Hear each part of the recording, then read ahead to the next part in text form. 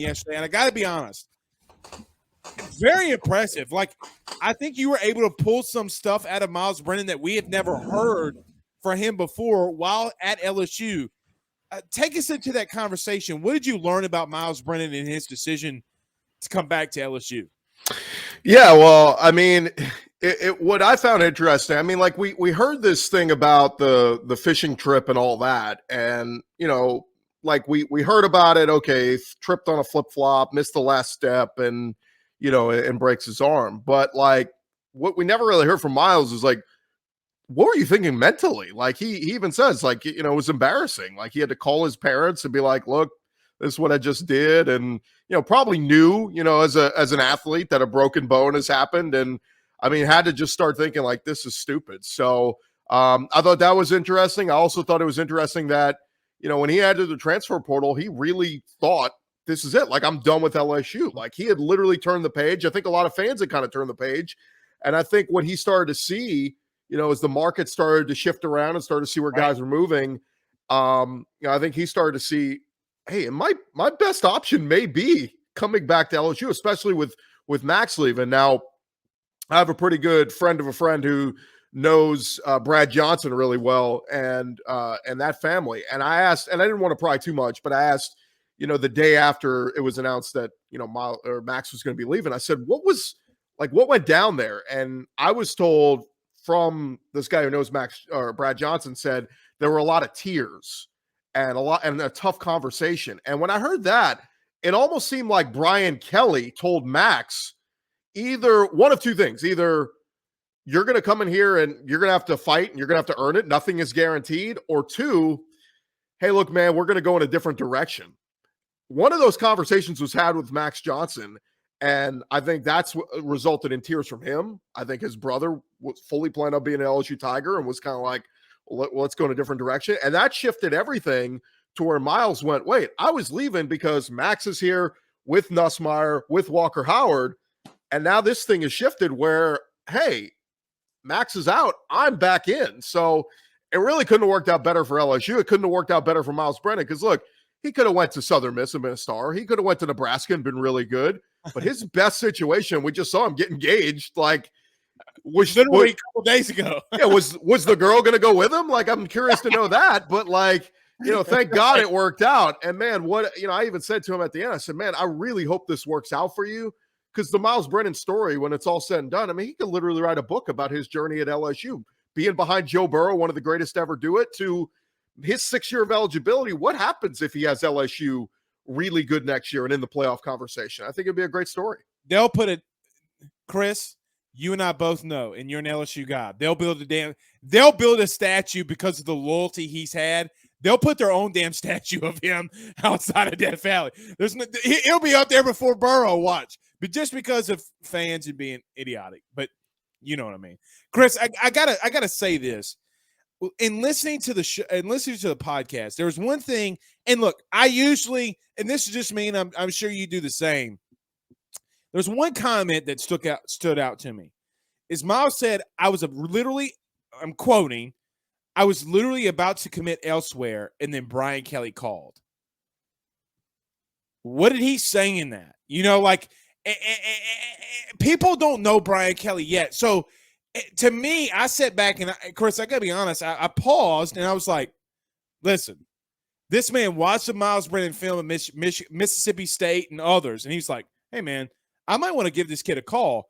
When he said that, what was the vibe that you got from him when he said, I was literally about to commit elsewhere, and then Brian Kelly called? How did you take all of that? Yeah, I didn't press him on it, but the vibe I got, and look at Mickey Joseph, going to Nebraska. DeColdis Crawford follows him there. There's rumblings about, maybe some other LSU guys may want to follow and go to Nebraska. So, like, that alone made me, I don't, did we ever find out, did Trey Palmer, has he officially moved? Because I know there were some rumblings of him maybe going to Nebraska. But anyway, like, I think cover this area, not yet, but it's trending. I know trending. I know. Like, him saying that makes me think that Myles was thinking of Nebraska very seriously. Right. Now, I got a buddy who's a big Southern Miss fan who was like, no, bro, he was coming to Southern Miss. I'm like, whatever. But, I think he was, I think he was literally on the move, about to make his decision and make his announcement. And the timing couldn't have worked better. Like, I think somebody got in Brian Kelly's ear. Maybe it was his dad. Maybe Brennan's dad calls Brian Kelly, goes, "Hey, coach, my kid might stay. You just got to call him and talk with him." And so, I think when the word came out that Brian Kelly was going to be very happy with Garrett Nussmeier, Walker Howard, but wanted a third quarterback, and when I guess the conversation was had with Max that he was out, that they were going to look to the transfer portal. Again, like, what better guy in the transfer portal than the guy who's already here? So, yeah, like I said, I think you're right, though. I mean, the timing of this, had Brian Kelly waited a day, it might have been too late. Yeah. Right. And look, outside of tonight, because obviously the basketball came, but we have a lot of people inside this show that always talk about, oh, what's Brian Kelly doing? Is he just sitting at football ops? Oh, he's not doing anything. That's not what he's doing. He's not just sitting there twiddling his thumbs. But Chris, I gotta ask a tough question, and just an objective question. Do you think that LSU has a little bit of worry? Do you think that Brian Kelly has a little bit of worry because of the injury history with Myles? And I know he's touched on it in the past, and he's touched on it, but do you feel that there's any concern from him or anybody else around that? Yeah, I mean, I think, you're stupid if you don't have concerns about Myles Brennan and his injury history. I mean, like I said, as much as I said, like, it would be a great story for him to be the guy and lead LSU to a title or an SEC title, whatever. The very likelihood is that Myles doesn't last a full season. His history has shown that. And so, yeah, I mean, you got to have contingencies. I think you feel good about Nussmeier, Walker Howard. I know there's been reports that Walker Howard's family is kind of intimated, look, if he can redshirt this year and, play in the 3 or 4 scrap games, whatever, we'd like to not throw him into the fire. On the flip side, Garrett Nussmeier sitting there going, hey, man, I got my taste this year. I got my 4 games in, but I'm kind of ready to be thrown into the fire and compete for the job. And so, look, I know nothing's been guaranteed to, quote unquote, but it basically is. I mean, Myles is going to be the guy, but if you're Garrett, you got to be on your toes saying, dude, like, I got to be ready to play because we are one hit away. I mean, that hit that Myles took in the Missouri game that basically ended his year in 2020, like, you're one hit away from you being the guy the rest of the year. And I mean, we've seen, look at the quarterback shuffling LSU has had, in 2020 with TJ Finley and Max getting in there. So, right. Yeah, I think Nussmeier has to be ready. Is Brian Kelly concerned about that? Absolutely. But I don't think he's going to lose sleep over it because he knows how talented the 2 other guys are. You know what's crazy, Chris, that you bring that up is that LSU's had four quarterbacks play significant amount of time in the last 2 years, which normally doesn't bode well. Normally you go 11-11. And look, kind of shifting topics off of that, but kind of in the same. Edwards runs out, Brian Kelly's in. Do you see, because I see the shift that's happening as an LSU guy, do you see it happening? Do you see the shift happening? I know it's kind of slow, but what do you think about him so far and how this shift is going so far? Let me just say, first off, I mean, I love Coach O. I had a great relationship with him, and Derek Panavsky was great to me. I mean, every year at SEC Media Days, I was able to get Coach O. When they came to Houston on the Tiger Tour, I was able to get one-on-ones with Coach O. Helped him out with the coaches show when they came to Houston this year, and got to see a little bit behind the scenes. And Coach O, the guy, like, you love him. I mean, he will be, every time he comes back to Baton Rouge, he will be loved and, showered with praise and all that, and he deserves it. That said, everything I've heard talking with people around the program is it's a different day. It's a new dawn. It's a new era. Things are going to be very different. There were things that, let slip through the cracks that Brian Kelly's not going to let slip through the cracks. I describe this best as the past 10, 15 years. Think of how many times as LSU fans we've been embarrassed, where we've had to kind of hang our head. I go back to the Les Miles eating grass, where it's kind of like, my friend's like, what is your coach doing? I'm like, whatever, he's winning. Right. Then there was the clock management year, remember, where like, clock it. Right. I mean, like, all those were like, oh my God, this is so embarrassing.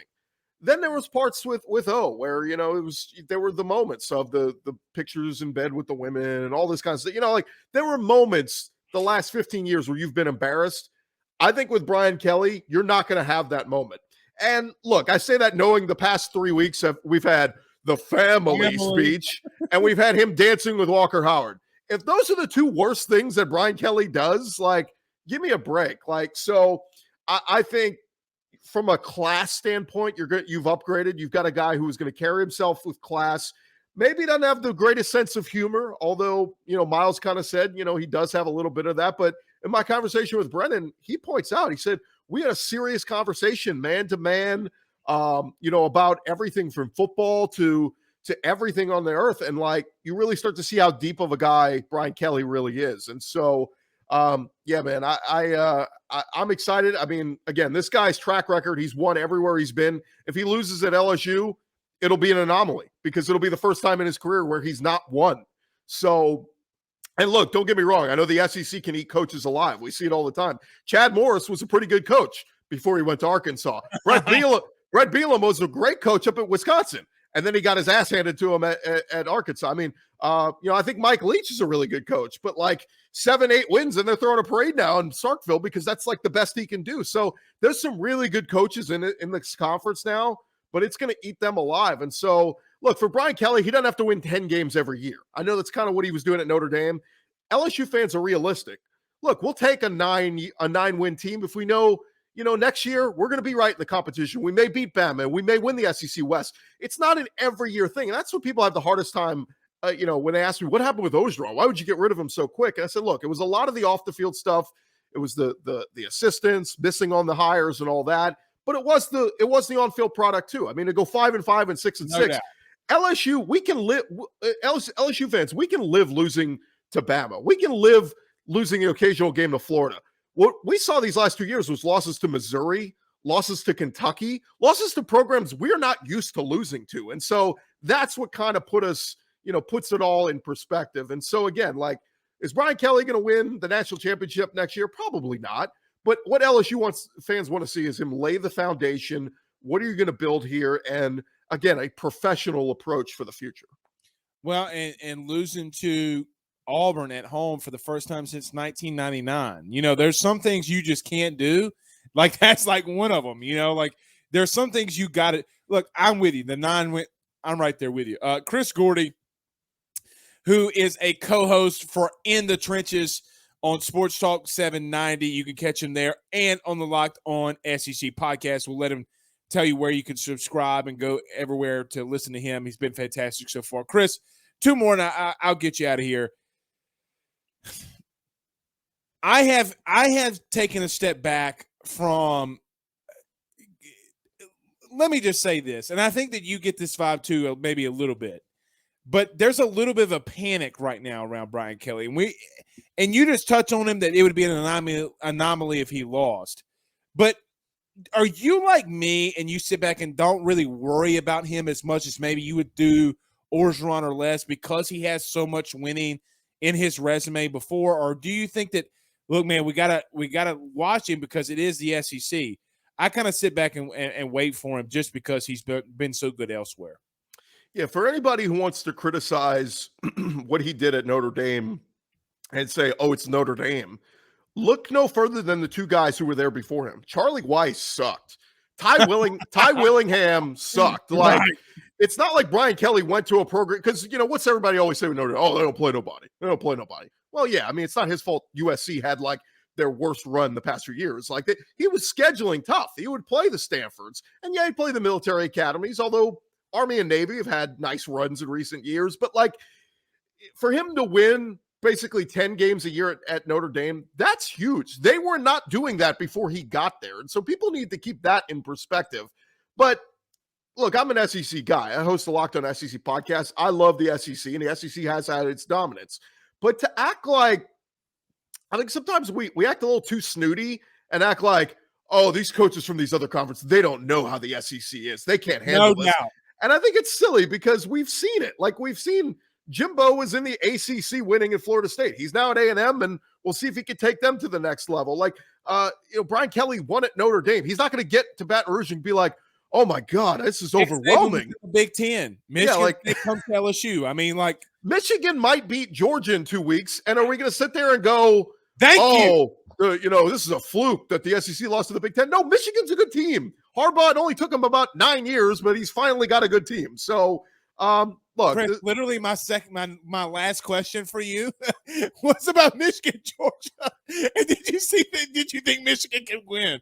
I But mean, thank you. It's cyclical, but I mean, again, like if Brian Kelly loses, it's like I'd love to know like what went wrong. Is it because he got here and just crumbled under the pressure and forgot how to coach football? Is it he struck out and hired the wrong assistants? Like I know everybody is all up in arms, like make a hire, make a hire, make a hire. Look, the early signing period's come and gone. The urgency to make those hires now doesn't matter. Like who cares if you make that announcement on December 22nd or January 15th? There's so much time to work out here and name the guys. And you think there's any kid out there who right now, who's let's say a 4 or 5 star recruit who's undecided, is going, like the day they announce Matt House as the new DC, they're going to go, oh, Matt House. Oh, I'm in. Like, no, these kids don't know who the hell those guys are. Like, it's not going to make a difference. So I also think we need to get away from these recruits choosing coaches and coordinators and all that. Choose the school that you want to go to. Right. You want to wear the colors. You want to run out there for those fans and all that. I thought it was really crappy what Jimbo did last week. Literally 2 days after the signing period. Oh, Mike Elko's taking the Duke job. A day later, oh yeah, our O-line coach Henson is leaving for Oklahoma. Like conveniently, all those moves happened after the signing period where they locked up all those recruits. You don't think some of those O-line commits for A&M were like, hey, what happened to the guy who recruited me here? He just left in 2 days. I mean, I get it. That's how you play the game, but it's slimy. Again, for LSU, I think give Brian Kelly time. Have guys turned down LSU? Sure. They've gotten no's from some people already, but I think the phrase I always hear is it doesn't matter whether it was your first hire, your second hire, your third hire. It just needs to be the right hire. And so, if he hits on the coordinator hires, we'll all forget about, oh man, we waited weeks to find out who the OC and DC were going to be. I just think, again, all that's irrelevant. If kids are coming to play for LSU, they're coming to play for LSU because they want to wear the purple and gold and they want to play for Brian Kelly. They're not going to say, well, who's my OC? Like that stuff's irrelevant. Right. As LSU does start the second half, they're up 50-24 on Lipscomb and LSU basketball. We can talk about Will Wade at another date. We'll bring Chris back on to talk about him here.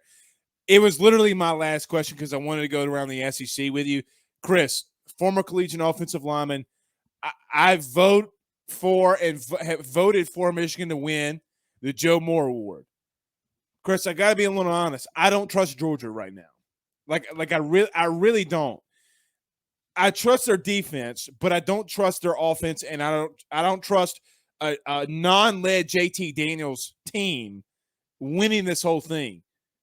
Talk to me. What do you think is going to realistically happen with Georgia here in the playoff? So a few things here. A lot. Like we can't. The SEC championship game happened. Yes, Bama showed up. They played their best game of the year. We can't let that skew everything we knew up until that point. Here's what we knew up until that point. Georgia's defense was dominant. They were sacking teams left and right. They were living in opposing teams' backfields.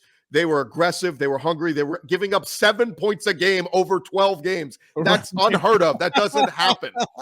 On the flip side, Bama, up until that point, very inconsistent, struggled to protect Bryce Young. 7 sacks against Auburn. LSU, they couldn't protect him. All these problems. Right. Alabama played their best game of the year. Georgia played their worst game of the year. I'm not going to overreact to how that game played out. And again, kudos to Bama, kudos to Saban. They played their butts off and all that. My big thing with Georgia is how do you respond? You got punched in the mouth for the first time all year. Are you ready to come back and show everybody who Georgia really is? The team that went 12-0 for the first time in forever and, was living in people's backfields and Jordan Davis and all these guys eating up, opposing offensive lines. Stetson Bennett, who, by the way, don't get it twisted, Stetson Bennett played well in the SEC championship game. He threw the pick 6. Guess what? After that, he responded. He took his team right back down the field. They scored 6 points. They got to stop. They went right back down the field, got a fourth down in the red zone, turned the ball over, couldn't convert it. But, they kept living in Bama's red zone. They kept going down the field on them. So I'm not going to overreact and say, oh, this is it, Stetson Bennett. Everybody was waiting for that moment this year to go, no doubt. Stetson Bennett's not the guy. And with every week, he kept responding and playing well. It's like, eventually. Yeah, eventually it took Bama playing the game of the year to do it. So I say all that to say, will the real Georgia team please stand up? the team that we saw 12-0, they can absolutely go into this game and hammer Michigan. Get after Cade McNamara. Shut down the run. Take advantage of Michigan's leaky secondary. Like, I think they can absolutely do that. Do I think they're going to do that? We'll see. I mean, I think it'll. If I had to bet right now, I'd say it's a close game. But I could certainly talk myself into saying that Georgia gets back to playing how they played all year, dominates Michigan, and they're back in the title game. Certainly fits to their benefit of what Michigan wants to do too. I mean, look, they want to run the football, fits to Georgia, right to Georgia's hands. Chris, dude, look, you've been fantastic. Tell everybody where they can catch all of your stuff. We need to continue to bring you back on. I haven't got to a lot of the comments, but bring Chris back on. Our thing is Rudy Poo. Bring him back on, you Rudy Poo. So tell everybody where they can catch all your stuff. We'll get you back on in maybe before the playoff or after the holidays, but tell them where they can catch you. Yeah, just wherever you find your podcast, Locked On SEC, just search for it, or lockedonsec.com. Great interview with Myles Brennan this week, that if you missed that. And tomorrow's podcast, we're going to have an interview with Vanderbilt quarterback Ken Seals. I know you're like, Vanderbilt? No, he was actually really tremendous. So you definitely want to check that out. Ken Seals was really, really good. I like him, and I was surprised that he didn't transfer, honestly, but we'll see. It was funny. I asked him about celebrating after the Colorado State win. He goes, I ran out there, and I'm going, what are we doing? We're celebrating, running on the field. He goes, dude, that was my first collegiate win. We went 0-10 last year. He's like, I suddenly realized this is my first college win. Hell yeah, I'm going to celebrate. I was like, that's really cool. It is. And the adversity he's overcoming it makes him special, Chris. But thank you, my friend. We're going to bring you on again soon. Thank you so much. We'll talk then. Sure thing, man. Anytime. That's Chris Gordy. Dude, guys, his podcast